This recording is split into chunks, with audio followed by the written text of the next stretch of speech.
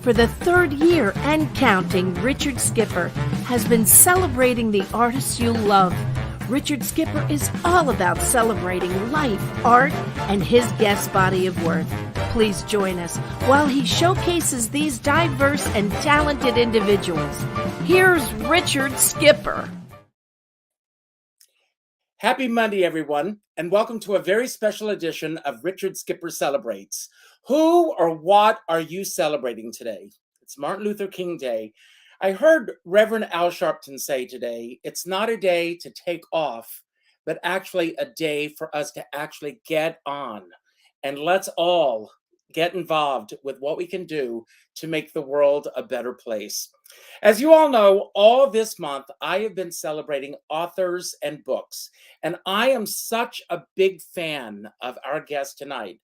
Before we bring him on, for those of you who are here for the first time, I want to share with you just a little glimpse of some of the authors that I have had on this show since we started doing this at the beginning of COVID. Here they are. We're celebrating authors and books all month long. It's National Book Blitz Month. Here they are.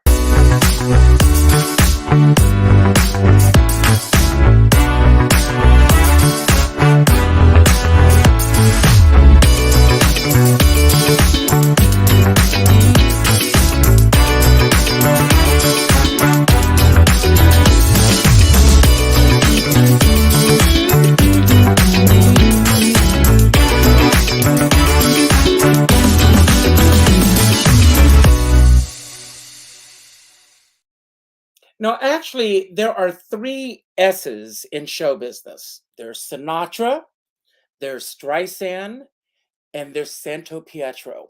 And I'm a huge fan of the latter. You don't believe me? Here's Considering Doris Day.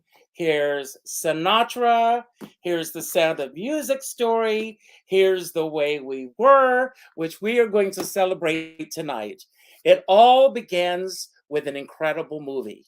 Let's take a look at the trailer, and we will meet Tom on the other side. Here it is. Wouldn't it be lovely if we were old? We'd have survived all this. And everything would be uncomplicated and easy, like it was when we were young. Katie, it was never uncomplicated.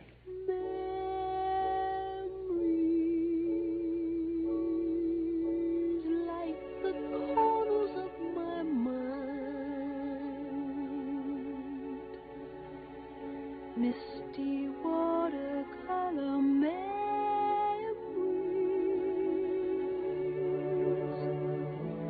of the way we were. Save Spain! Stop Franco! Katie, what are you selling? Stop! The ROTC, you can have it cheap! Fascist. 2 hamburgers, 2 cheeseburgers, and 4 Coke. Onion? Yeah, in the Cokes.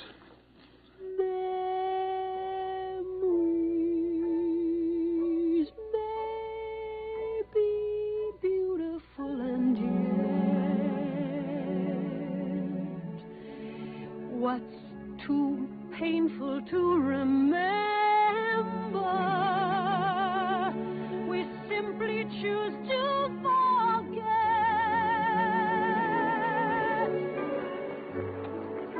Look, I don't know when I'll be back. Could you leave a key or... You can't.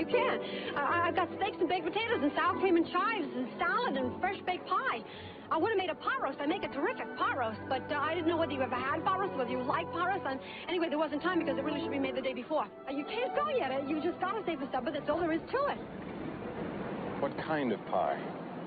You mustn't be too serious. I won't be. I won't be. So it's the laughter we will remember whenever we remember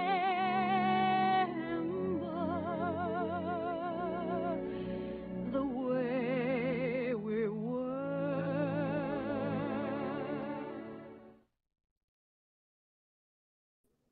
And here he is. Tom, I normally begin my shows by asking my guest, who or what are you celebrating? But instead of asking you that question tonight, I'm going to ask you, what was your favorite Saturday? Wow, that is an unexpected question. I asked this question because today I went back and I watched The Way We Were this afternoon. It's been a long time since I sat and watched the film, but I've been so immersed in your book. As I was sitting here preparing for tonight's show, I said, you know, I'm going to stop and I'm going to go and watch this film. It's such a classic film. And I have to tell you, every time that incredible, luscious score builds up, I get goose pimply. I'm not ashamed to say, the tears just well up in my eyes. And one of the things that you say in the book, and we're going to delve into so much tonight, is that both Katie and Hubble are parts of all of us. And, you know, and Arthur Laurents and Sidney Pollack, I have to give them both credit, you know, on making this happen. But they've captured a little bit of all of us in both of those characters. And perhaps that's why that film resonates so much with all of us. I think that's very well said, because it's the attraction of opposites, and we can all relate to parts of each of the characters. So Katie, you know, the outsider, the kind abrasive, sometimes nagging, but ultimately with such a great heart that you respond to her. And Hubble, the golden boy, everything comes so easily for him, but he's lacking the commitment and passion that she has. So they, in many ways, complete each other. And I think that's how and why we can all relate to them, because we all are looking for, you know, the elements or the people that are going to complete us. Well, as you saw in my introduction, and this is not just lip service, I'm a huge fan of yours. I have so many of your books. I've read them. And I want to ask, how did this come about that you wrote this particular book, which is brilliant, by the way, for everyone out there? You've got to read this book. And you can't put it down. Well, thank you. That's awfully nice. Thank you very, very much for saying that. And, you know, I started thinking about The Way We Were because I heard and saw two women reenacting the final scene of the movie verbatim by heart. And I thought, now this is really interesting. They're so obsessed with the movie. They have to do it themselves. And then on another level, I realized that what I wanted to do was that if I wrote about The Way We Were, it would complete what I call my trilogy of books about movies that people don't just like, but become obsessed with. And the first one was The Godfather, which people watch endlessly. The second one was The Sound of Music. And then I thought, oh, The Way We Were, that'll complete it. A drama, a musical, and a romance.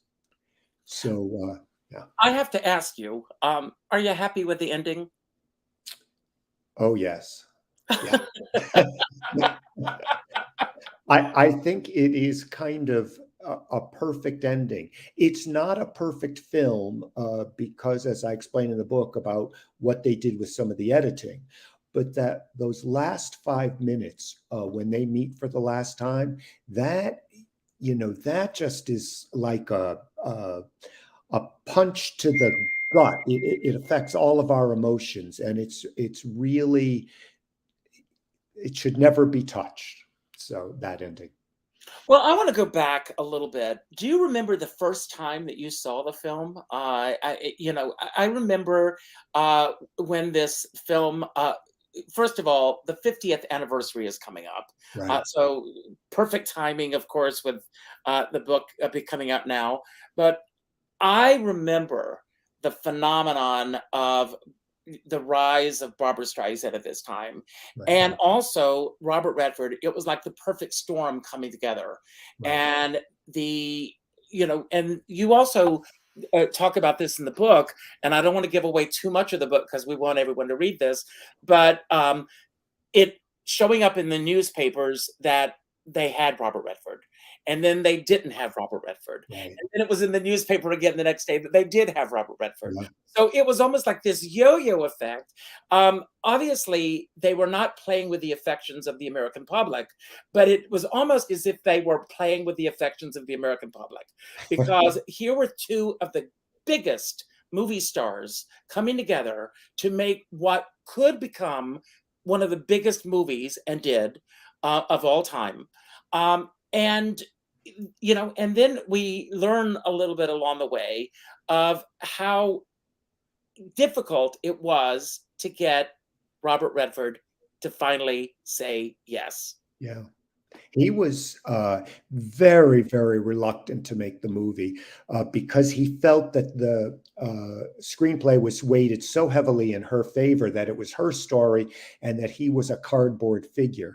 And he was very friendly with Sidney Pollack, having already made films with Sidney Pollack. And Pollack just went to work on him and tried to wear him down and say, you have to make this film.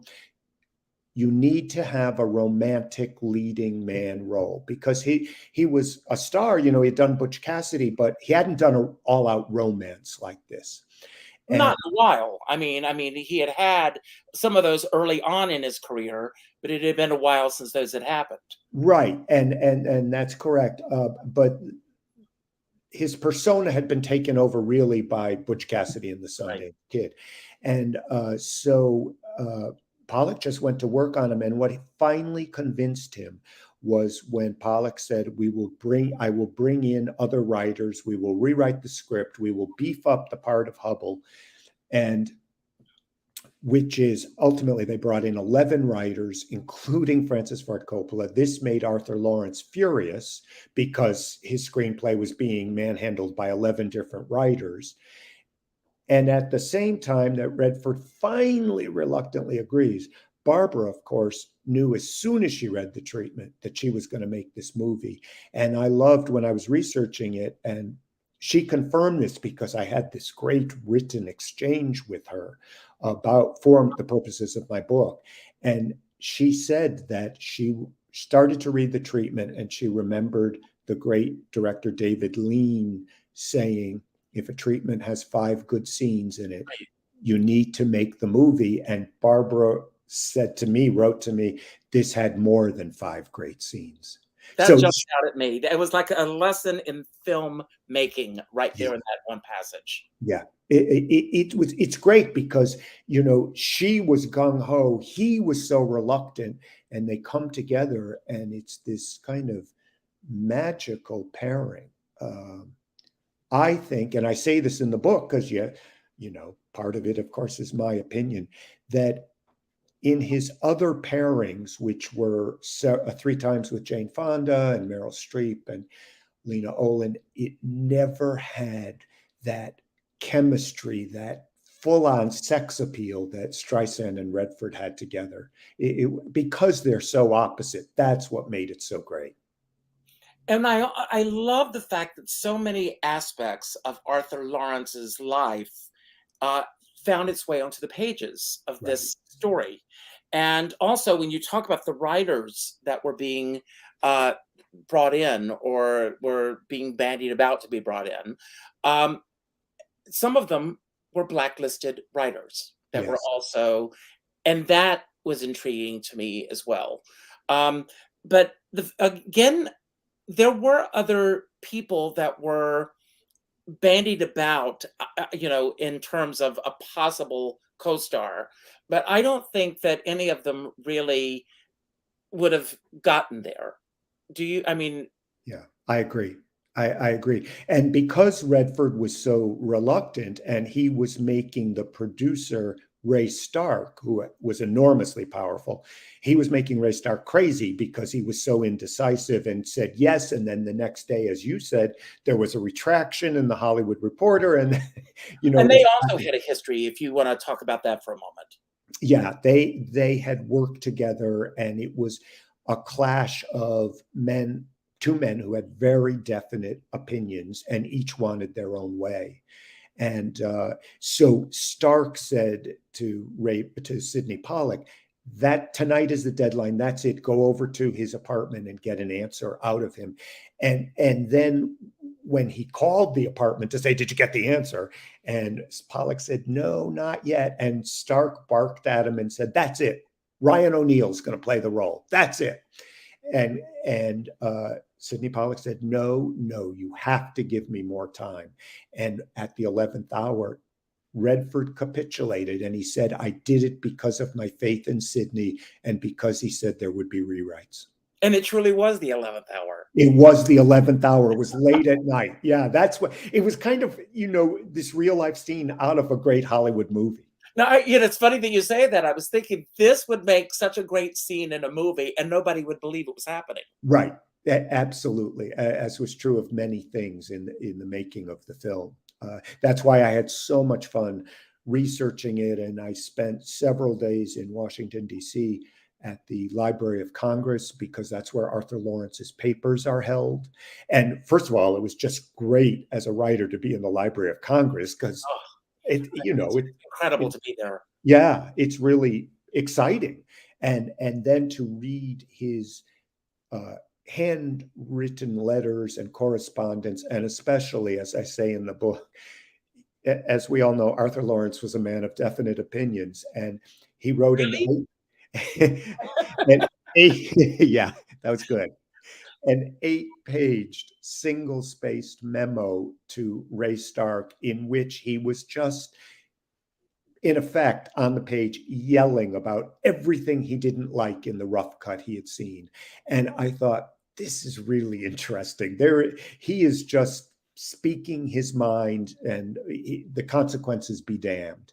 And ultimately, Ray Stark fired him from the picture and then rehired him when they got in trouble. So that made it interesting too. It reminded me almost of, West Side Story with Jerome Robbins being fired from the film. Such one of the integral creative talents being fired from their baby, their creation. But in the case of Jerome Robbins, of course, he never was brought back, although we know that he was working behind the scenes with many of the actors. George Chakiris I've had on the show, and George Chakiris said that he was privately coaching everyone on the set. And, at night they were getting the phone calls and everything, and he was really guiding them through the film. And I love the telegram that Barbara got when she was out of the country to let her know that she had her leading man. Yeah, because Barbara was while all of this was going on, she was in Africa filming Up the Sandbox, and kind of on tenterhooks, wondering if Redford was in fact going to co-star. And it was her then agent, Sue Mengers, who sent her a telegram that she got in Africa that read Barbra-Redford. And that's how she knew that Redford was going to make the movie. So that's a pretty good story in and of itself. I wonder where that, I hope she still has that telegram. She has to have that telegram. I would think she would, because, Barbara has those amazing archives. And so I wonder, she's writing her autobiography, and maybe it'll make an appearance in that. One of the things that I really love about your book is that you really, throughout the book, you give each of the creative talents their due, which is very rarely done in books such as this. What was your motivation? Thank God that you did this.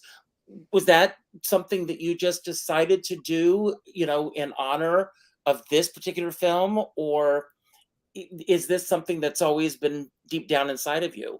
Well, that's a really good question. And I think I feel that these were, so many of the people on this film were major league Hollywood, the heavy hitters.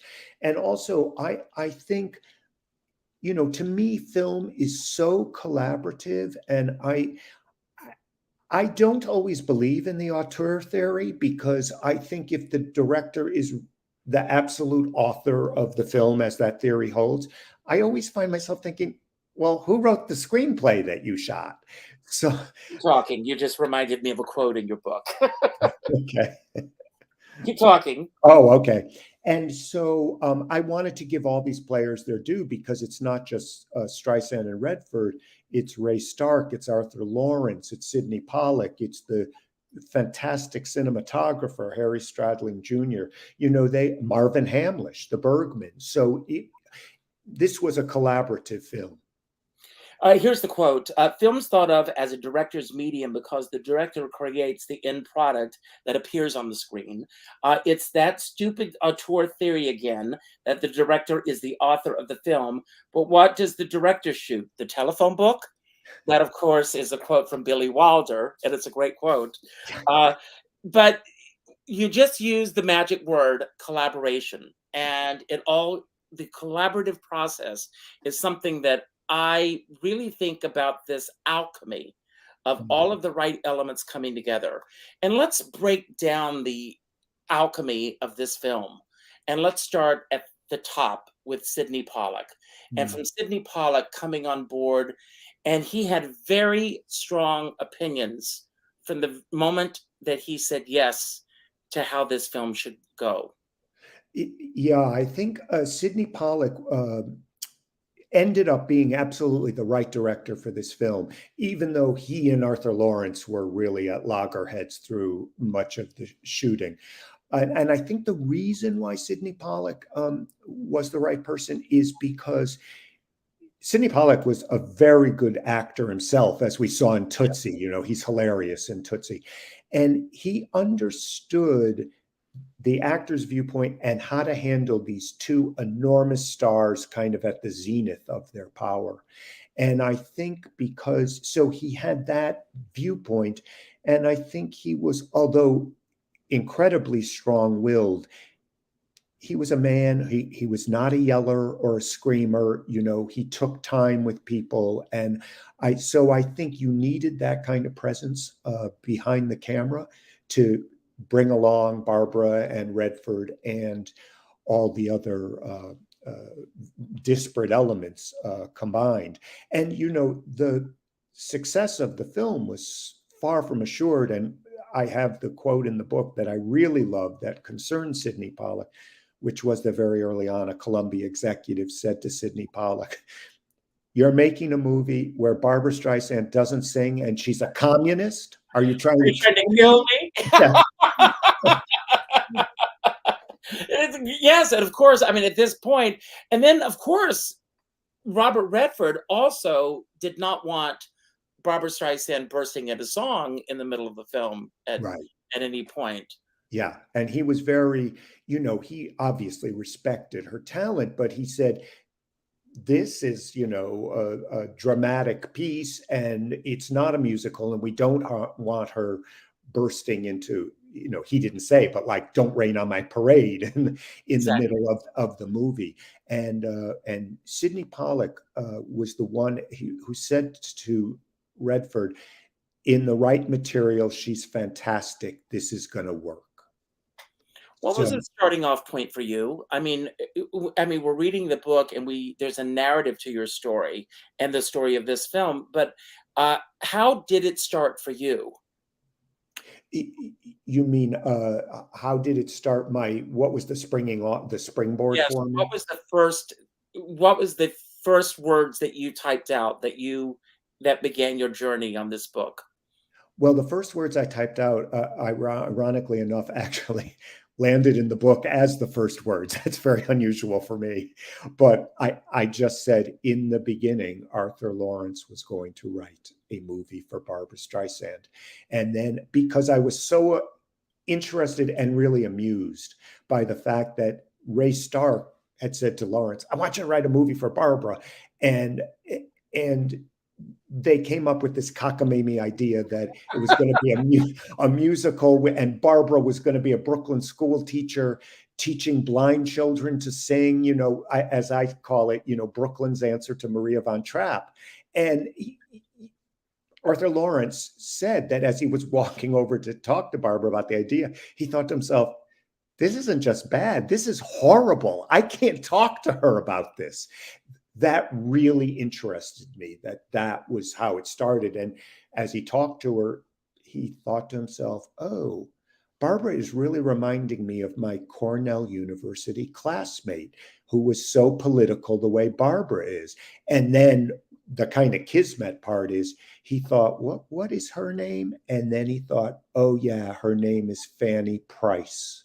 Well, when I first read this in the book, I had to go back and I said, am I reading correctly? Yeah.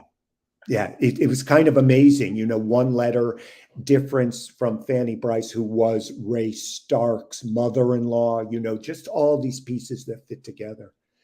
And I think that, I've thought a lot about why the film is still so talked about 50 years later and matters so much to people.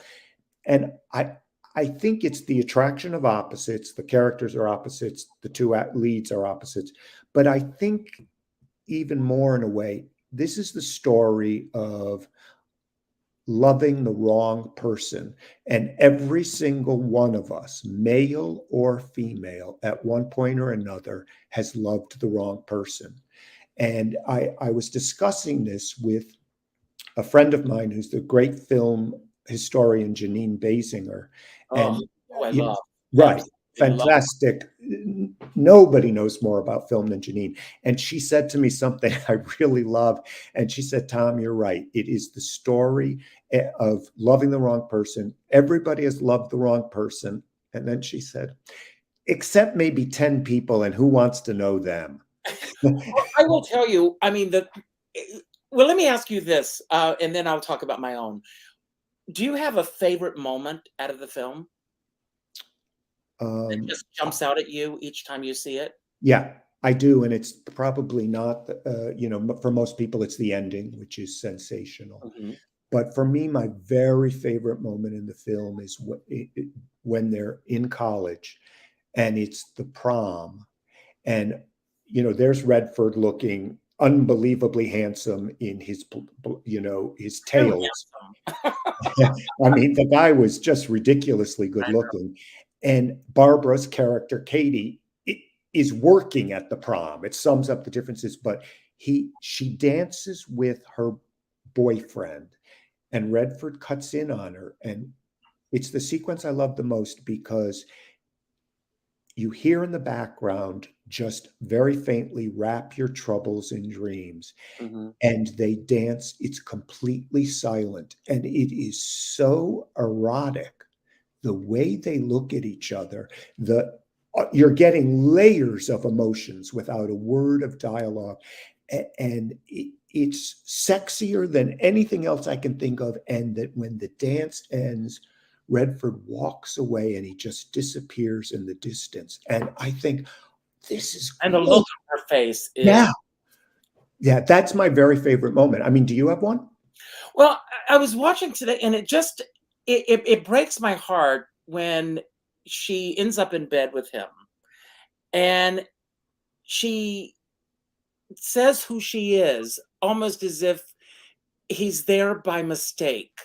Right. And obviously, he's had a few drinks and everything. Mm-hmm. And like, she's got this moment of euphoria because here's this handsome man, but maybe he's at the wrong place because he doesn't know where he is. But then the next morning, the look on his face when he's like trying to pull himself together to get out. I mean, it's brilliant acting. I mean, because he was so handsome, you don't always, a lot of people don't always think of him as such a great actor.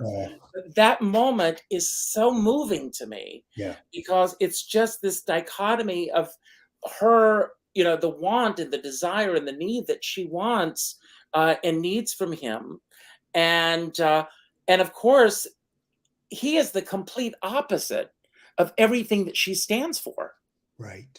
And yet she falls so helplessly in love with him. I've got another scene that I want to show, and then we're going to come back and we're going to talk on the other side of this. This is another scene from the movie. So here we are. Katie, you expect so much. Oh, but look what I've got.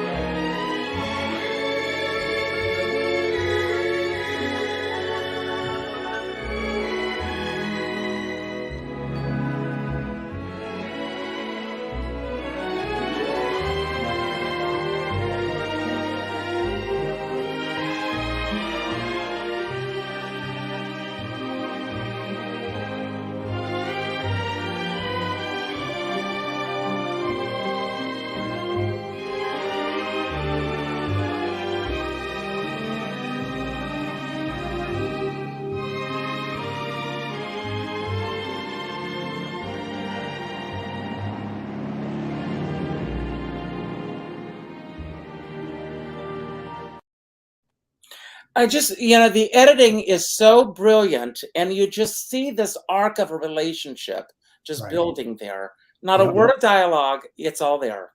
Yeah, and it propels the story forward. They're all of a sudden in California, leading the life in Hollywood, and there's the two things that I'm glad you chose that scene, because what leapt out at me this time was that great line, which was right at the very beginning of the montage about you expect so much, and she says, "Ah, but look what I have." I mean, we all want that person that believes in us wholeheartedly. And that's very seductive for all of us, I think. And so it's a wonderful way of conveying.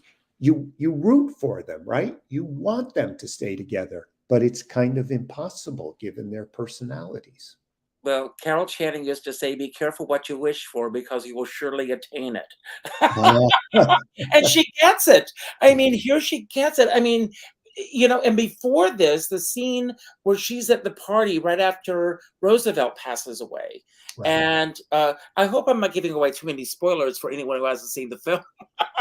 But and everyone's making the jokes. I mean, and then the way that she just lashes out, and you think at that moment, that's it. The relationship is over. Yeah. She has thrown everything she's had away, and he goes back.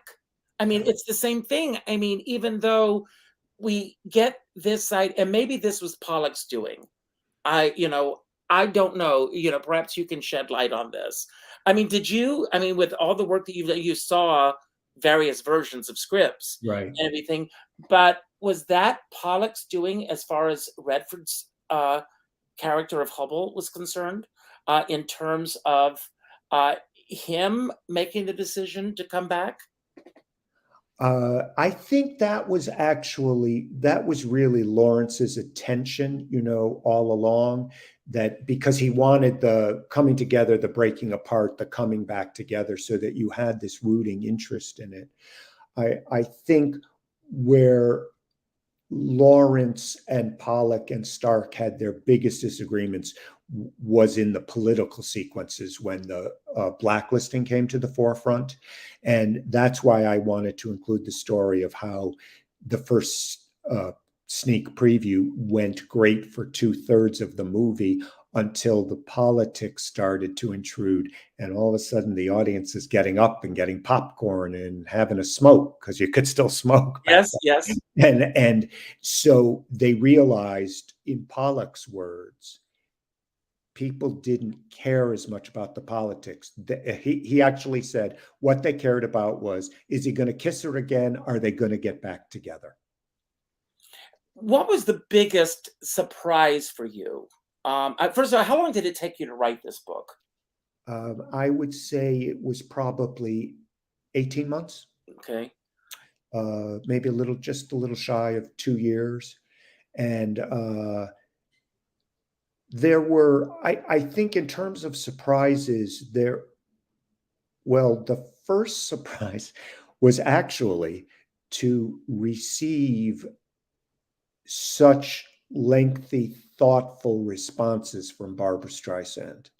Because when I was able to submit questions to her through her manager of 50 years, Marty Ehrlichman, who's very nice, but I did not know if she was going to respond at all. And it took about a month, but now, you've written about Streisand before. Was this your first correspondence with her? Yes, it was. And I thought a long time, as you can imagine, about what questions I wanted to ask her, because it could not be a question like, did you like Robert Redford?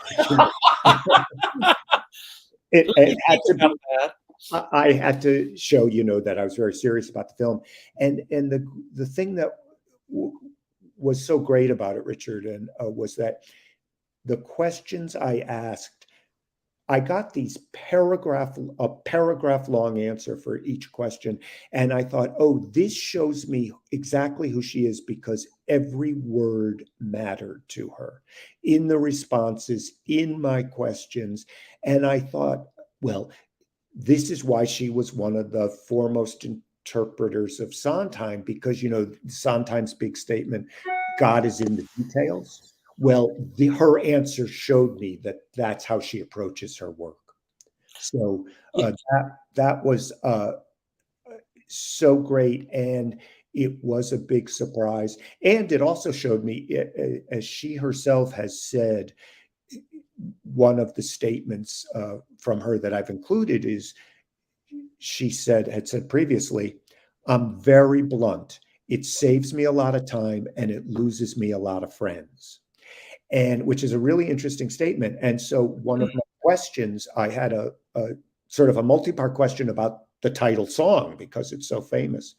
And I started out the question by writing, I read in Marvin Hamlish's autobiography that you preferred the second version of The Way We Were.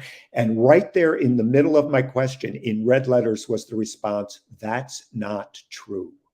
Oh, wow. Right. So I thought, yep, every word matters, and then, it was great piecing together how this #1 worldwide smash song actually came into being, and about the second version, which Barbra herself calls The Way We Weren't.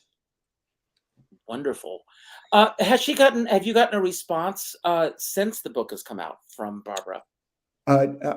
No, I haven't, but I think that's because, the official publication date of the book was yesterday. So this is my first day of doing interviews. So you and I are. So I'm ahead of Barbra on the book. Barbra, if you're watching, she has watched the show. I know. She may be watching tonight. If you're watching, Barbra, thank you. Thank you. I thank her for the really thoughtful answers she gave me, which were really great and enormously helpful to get this firsthand account and from her. And also, I had a terrific, lengthy phone interview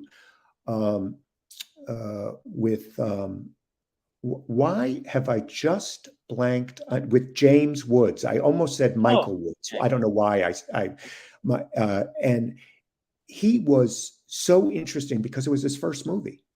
Yes. And he played Barbara's college boyfriend. And I just want to tell just one story. I'll try to make it brief because I think people listening would like this story, which is he was a young, very ambitious actor, so unknown that when he showed up on the first day for shooting, Sidney Pollack didn't really know who he was. He said, "Oh, are you playing Barbara's college boyfriend?" He said, "Yes, I am." And so there's that great scene in the library where Barbra is staring. They're in college. She's staring at Redford. She's so infatuated, and he's oblivious. And so James Woods wanted to be a part of that scene. And so he went up to Sidney Pollack and he said, "You know that scene in the library?" And Sidney Pollack instantly said, "You mean the scene between the two biggest movie stars in the world? You're not in it." And then he went up to Barbra and said, "You know that scene in the library?" And Barbra said, "You mean the scene between Bob and myself?" And Woods, so smart, he instantly said to her, "Well, yeah, that's the scene, but you're looking at Hubble and you are loving him and the way he is." And Woods said to Barbra, "Wouldn't that scene be more interesting if I, as your boyfriend, was eyeing you while you're eyeing Redford?" And Barbra thought about it and then said, "Sidney, the kid's in the scene." God bless him. I mean, yeah, great story. Brilliant moment in the film. Yeah, it's a great moment. You can feel the tension between the three of them. Yeah. And he also said that both Streisand and Redford were great to him during the filming. And, because he was a complete unknown. And now, of course, he's an Emmy winner and Academy Award nominee, but then an unknown. And he said they were both he really liked both of them a lot. What's your process when you're writing a book such as this? I mean, when you're writing a biography, is it a different process than writing a book about a film? I think the basics are similar, but my method is different because in a film, in this film, this particular film, or if it was about The Godfather, or if it was about The Sound of Music, I want to look at all the departments involved in making the film. This sort of refers back to that great question you asked earlier. So I'm really casting my net in a wide fashion, to try. So I want to look at the careers of the costume designers, for instance, on The Way We Were, because the look of the film is so important and so crucial to its success. And then that led me to find out. So if I cast that net in a really wide way, then I'm reading and I'm learning that Redford was so low key about his uniforms, but Barbra, every detail mattered. So that's fun because it informs their approach to the roles and informs the films. Well, what I admire about you, I mean, this is about celebrating you, so I'm going to celebrate you. But what I really admire about you and your writing is your books, and this is my platform as well, are not gossipy. They are, it's like just the facts, ma'am. We really get a sense of how the film unfolded, how it came to be. And I never get a sense that I am reading a gossipy tome on a film. And there are other books that are out there with respect to those authors and those fans who want those books. That's not what this book is about. Yeah. Well, thanks for noticing that and saying that. And it's not my sensibility. I want the personalities, of course, to inform and the anecdotes. But I ultimately, I think with all the show business books, whether it's about an individual or about a film, it's ultimately the work that interests us. That's why we're still talking about these people and these films. And so that's what I really want to concentrate on rather than their, the sort of gossipy part of it. And that's just my approach. Others approach it differently. And it works for them. But I'm ultimately, I love knowing things like, the cinematographer talked about the right way to shoot Barbra Streisand on film. And then what interests me more is the cinematographer on The Way We Were was Harry Stradling Jr., and Harry Stradling Sr. shot Barbara's first 3 big musicals. Exactly. That really interests me a lot. And I hope interests film fans because it affects how the film looks and how we respond to it. And I also want you, and you bring this out in the book as well, that both Stradlings really respected Barbra because Barbra had such an inquisitive nature in terms of the questions that she would ask. And, we've gone through that period. And I think that as we have evolved, at least I hope we have, that people respect her artistry much more than they were in the 70s when she was given the reputation of being a diva. And just, some of the stories are legendary of her, asking all the questions and everything. Right. But she wanted to be the best that she could possibly be. Right. And she is, let's face it.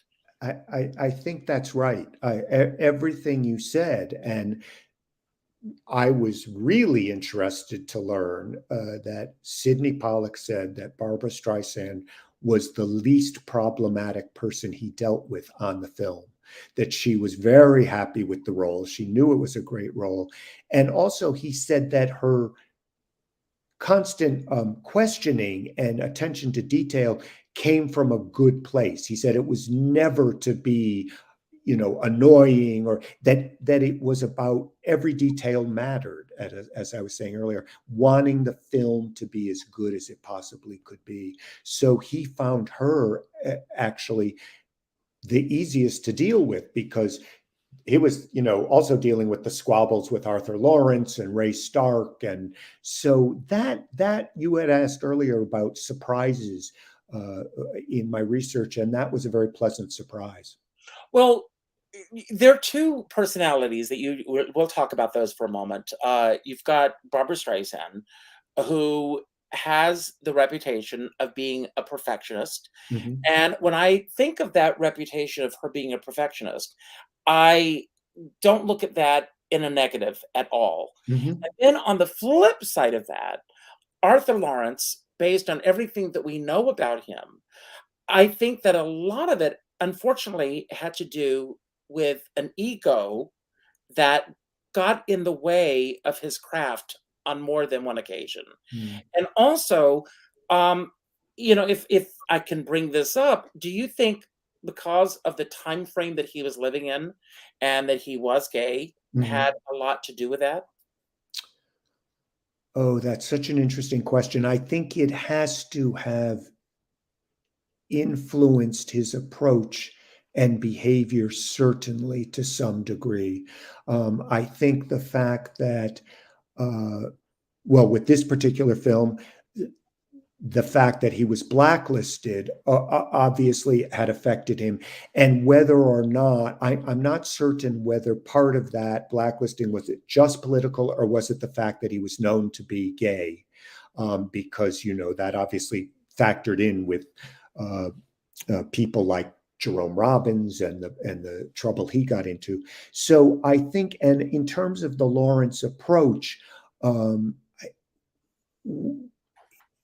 that whether his being gay, if this is your question, affected his behavior, his approach, is that what? I'm in terms of the way that he lashed out with so many people.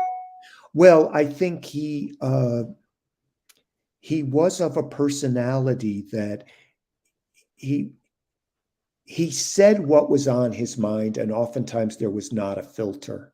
Mhm. And I think that caused a lot of problems. And I think and I think this is perhaps, as you said, related to the times he was in and working then, when on some level you feel powerless. I'm playing amateur shrink here. Yes. But when on some level, when you feel powerless because gay men and women were almost virtually powerless at that time, you need to feel a sense of power in other ways. And one way you can achieve that is by being verbally very difficult / abusive.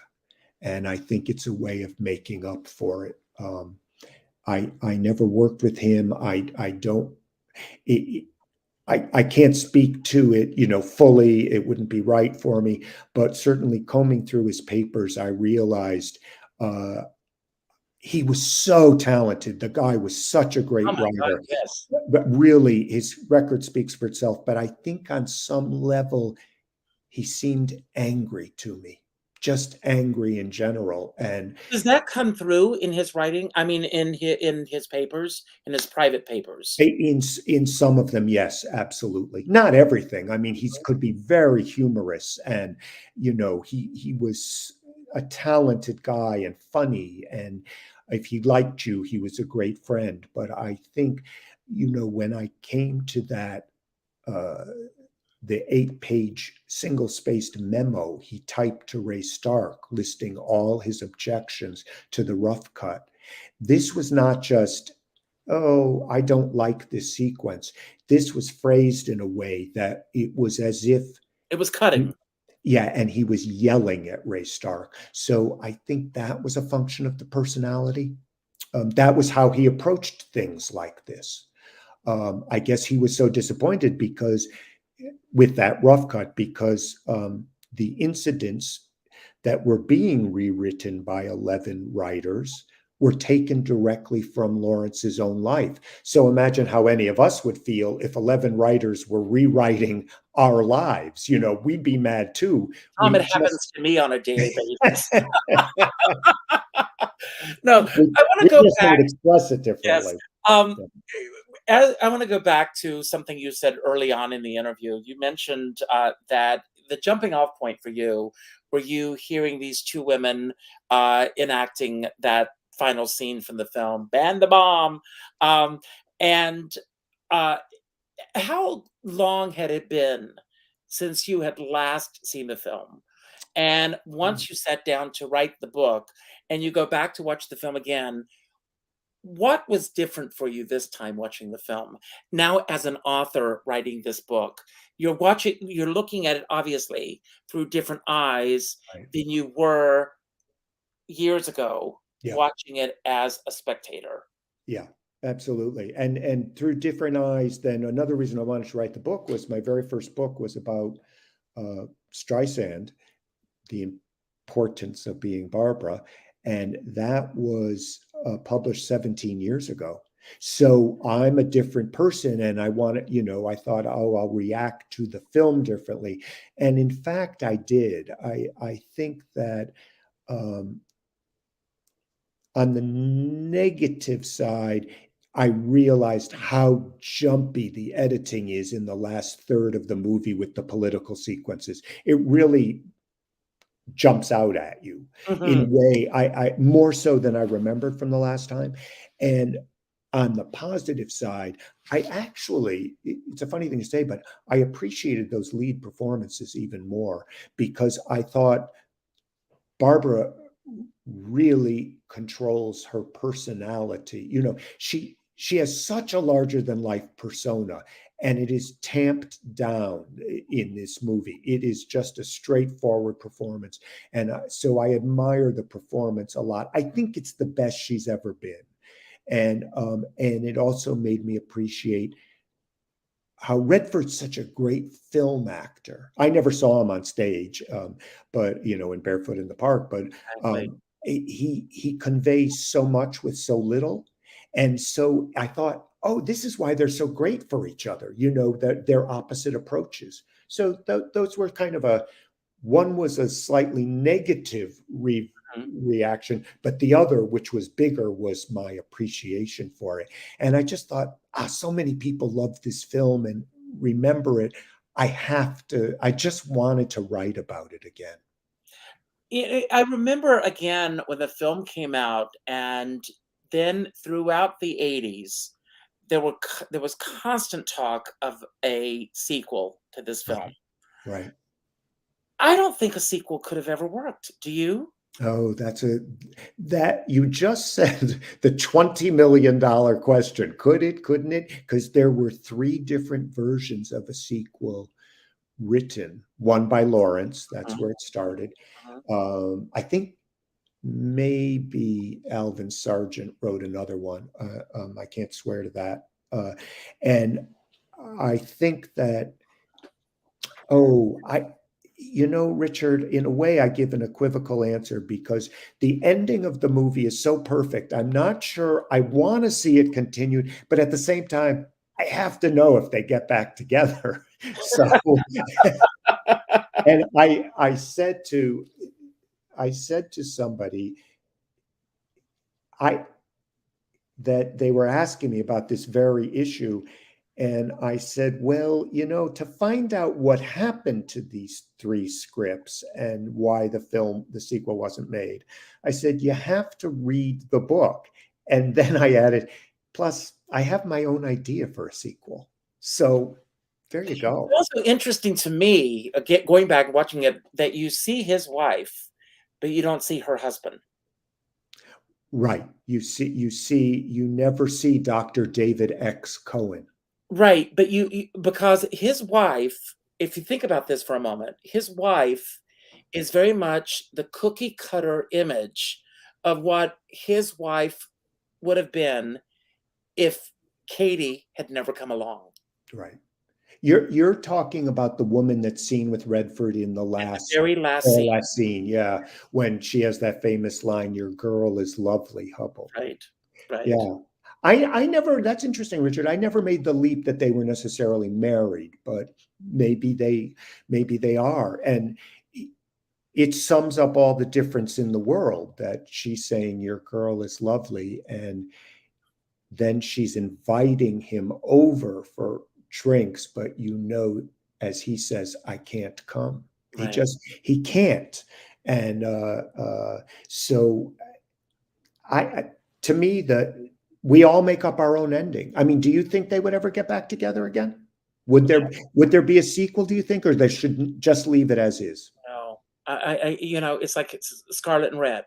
It's just like, they did a sequel to, Gone with the Wind, and it just doesn't work for me. Right. I've got one last question that I'm going to ask you. Rosa Puzo, who is coming to see you in person tomorrow night. Great. So, yes, Great. She will be there. That's nice. Brings Thank up you. a point. She said that she wished they didn't cut the scene where Katie sees the student like her. Right.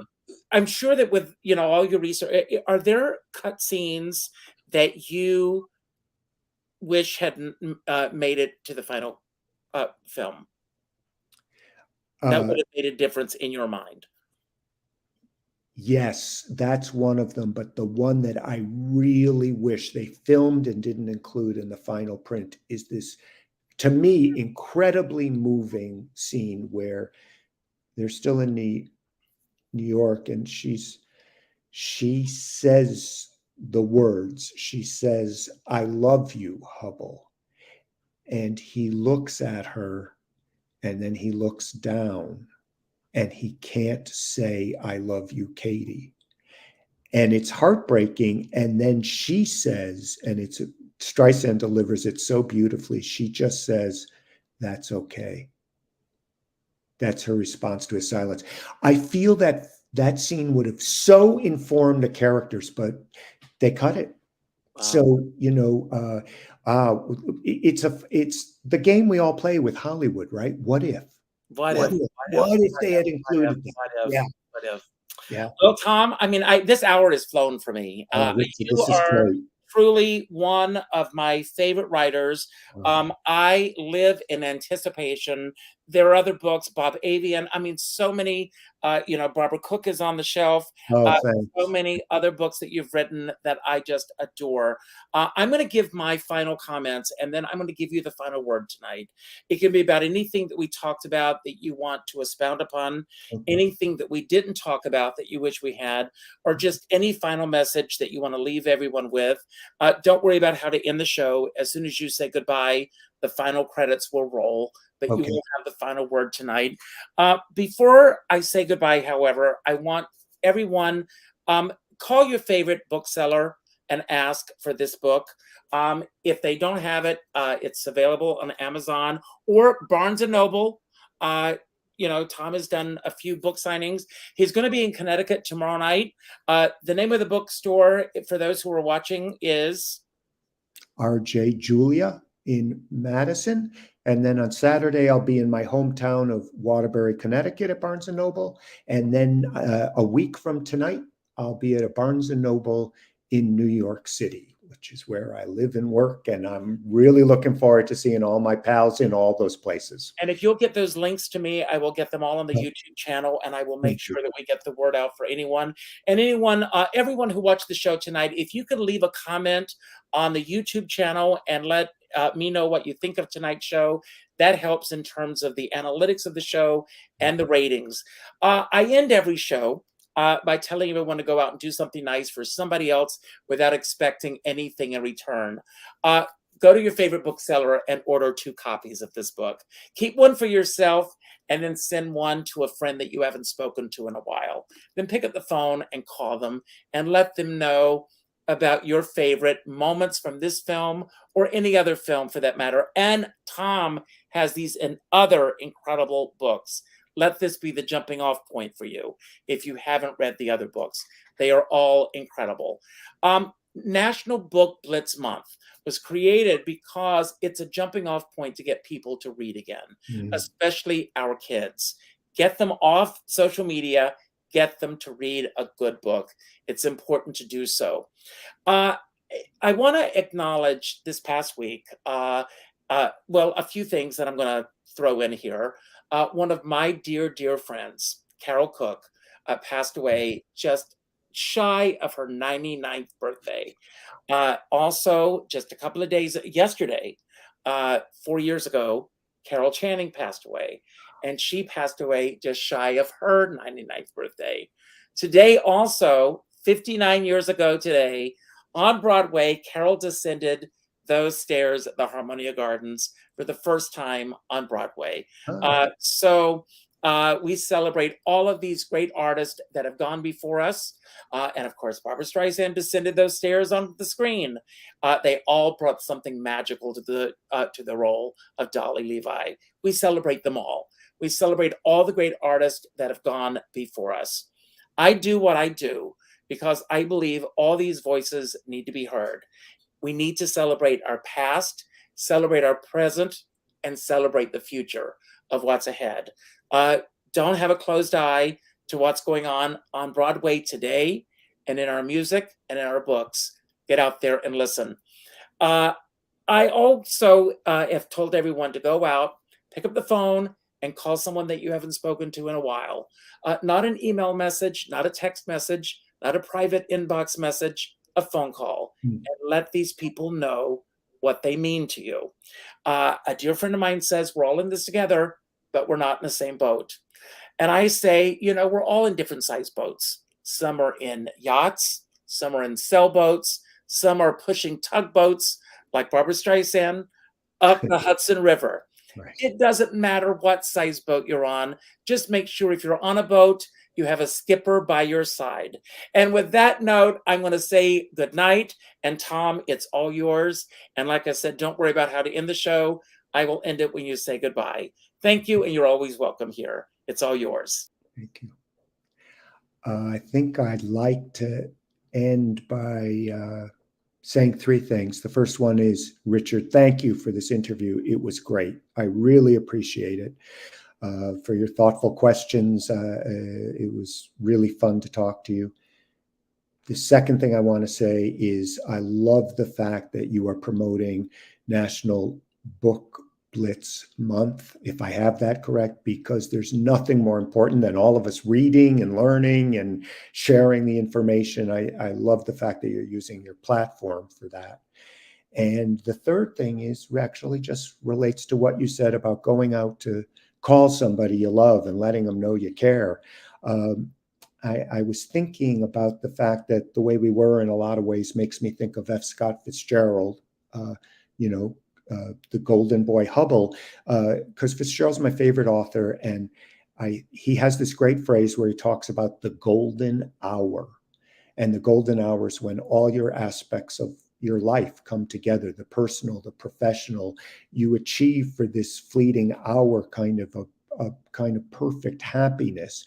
And we all have this instinct to want to pin that down, right? And it's impossible to pin it down, and it's elusive, but the trying for it is not only a necessary part of life, but it's a great part of life. And I think that's a part of the way we were. And I think that trying to pin it down and making the connection with other people, as E.M. Forster would say, only connect. That's what Richard's talking about when he says, pick up the phone, call somebody, tell them you love them. Those are better words than I personally could ever come up with. So thanks, Richard, and thank you all for listening.